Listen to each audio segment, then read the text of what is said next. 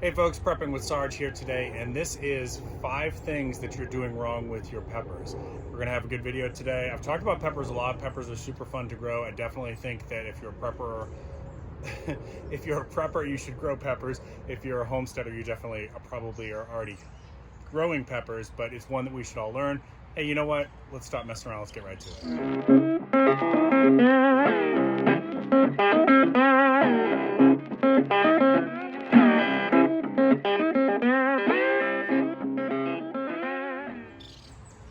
All right, so the first thing you need to know about peppers is that they actually are a perennial, not an annual. Most people grow them like an annual, which means that they're taking them out of the garden at the end of the season. You really don't need to be doing that, and especially if you live in a milder climate like here. I'm in South Carolina. But even if you don't, right, because the weather, the seasons are different year to year. Sometimes you might not even get into your winter in the northern states into late November. Don't pull them out of the ground until you know they're dead. And that's when there's no leaves on them at all, and they've turned brown, and they're will crack. They'll snap to the touch, right? So that's when they're dead. And even then, I've seen people just clip them off at the base, and because the roots are still in the ground, sometimes it comes back the next year. But it definitely, if you're in a milder climate, let them go. I've had pepper plants last over 2 years, and they will continue to produce fruit throughout that whole time. It's not like they fruit once and then they're done. They will fruit multiple times throughout the year.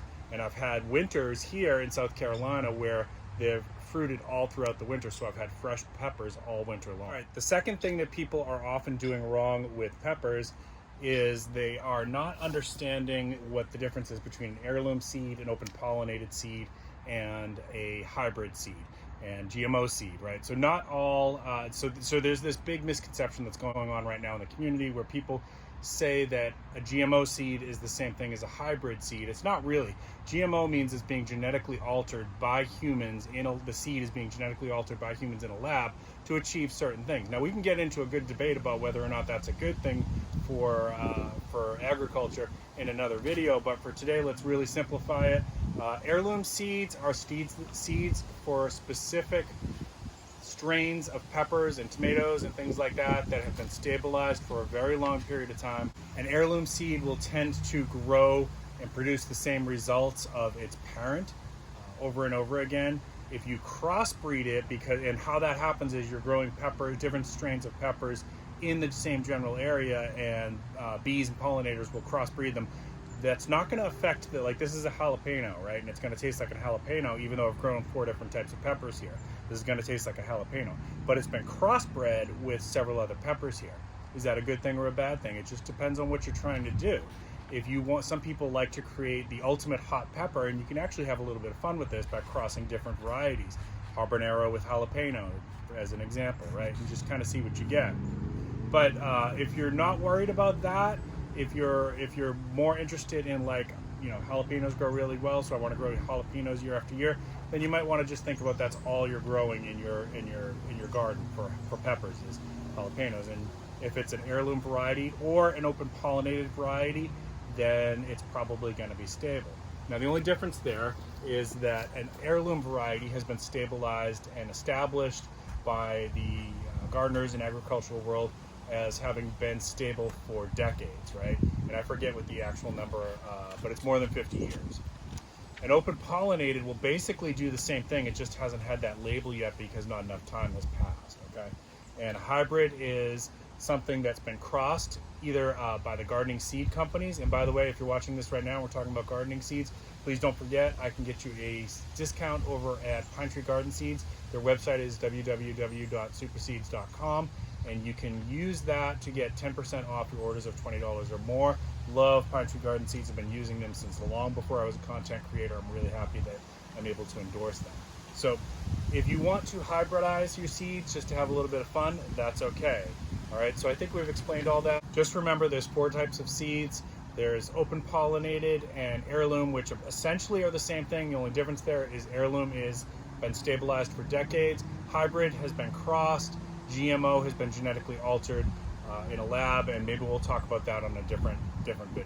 The third thing that most people do wrong with their peppers is they overwater them, right? So peppers don't really, in my experience, they don't need a lot of water. Where I have them here in my section of the garden here, this is full sun. It's getting more than 10 hours of sun all day long. Well, all you need to do is just kind of watch them, and if they start to look like they're sad and droopy, then give them a little bit of water.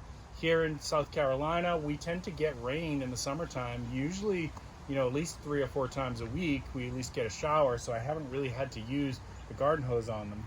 The other thing you can do is, if you're not sure, just kind of pull back your mulch, sorry, and I recommend mulch for your garden, and just kind of feel the soil. Does it feel dry? Right now I just dug down about 1/2 inch and I can feel that it's still moist. Don't need any water, right? Don't overwater. You don't need to kill it with love. That's going to bring me to the next thing. Number 4 is don't kill it with fertilizer, right? Like, people tend to they love their plants. They tend to want to over love them.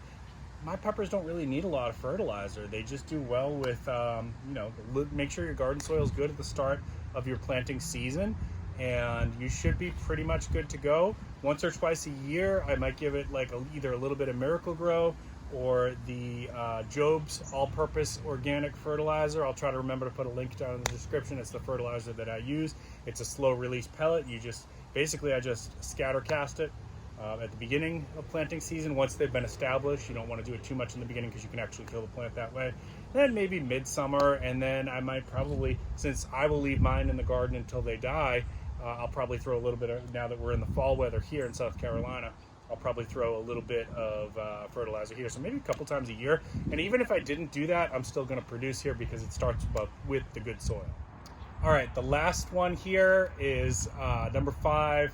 Don't overcrowd them, right? I'm going to pick up the camera here and I'm going to show you how much space I give mine. Now, I could probably put these closer together, sure, but I actually, at the start of season, I had a couple other little companion plants growing in between the plants, so that's why I have a little bit of space. Don't overcrowd them. Give them at least 12 inches all around to have some space to grow. They tend to be nice big plants and they like to have a little bit of room to grow. You could get closer than what I've done here for sure. You could probably, like, I've got them spread, this is almost like 24 inches, which, you know, if you wanted to go real close and cluster them up, you definitely can. Check out square foot gardening if you're not familiar with that is. That's a good baseline, but 12 inches per plant, I think, you know, or you want to do maybe like 2 handfuls if you don't want to worry too much about it. It doesn't have to be exact. Just don't overcrowd them. Give them room to grow. They will grow. They will produce for you. All right, and this just kind of gives you, this is maybe just a little bit too much spacing, but kind of give you an idea. I like to give mine room to grow. Just depends on what you want to do. If you were going to plant some companion plants in between, like maybe some dill or whatever, then you're probably okay. So you could go a little bit closer than this. You could probably put like these cages right up next to each other, or if you stake it. Some people prefer to stake, that's fine. But just kind of give them room to move, right? And that space in there was occupied by something else that's now died back. All right. All right, if you want to stay with me here just another minute, I'm going to do a little harvest. I'll show you what I've got, and then I'll show you pepper seeds. I'm going to show you how to harvest your pepper seeds so you can save for next year. Stay with me here just one more minute. All right, so that's today's harvest, and you can see I've got a mix here. I'm not worried about saving seeds. I have more pepper seeds. I could actually feed an army with my pepper seeds. But we've got a couple different varieties here. We've got green bell, we've got some jalapeno. These darker green ones here, which I'm going to show you, that is a habanero. And I'm sorry, no. That's a poblano. My bad. These little ones here, I love these. These are sweet. These are like I think they're called like lipstick peppers or lunchbox peppers. I can't remember, but all of these you should be able to find at Pinetree Garden Seeds. It's www.superseeds.com. So check them out.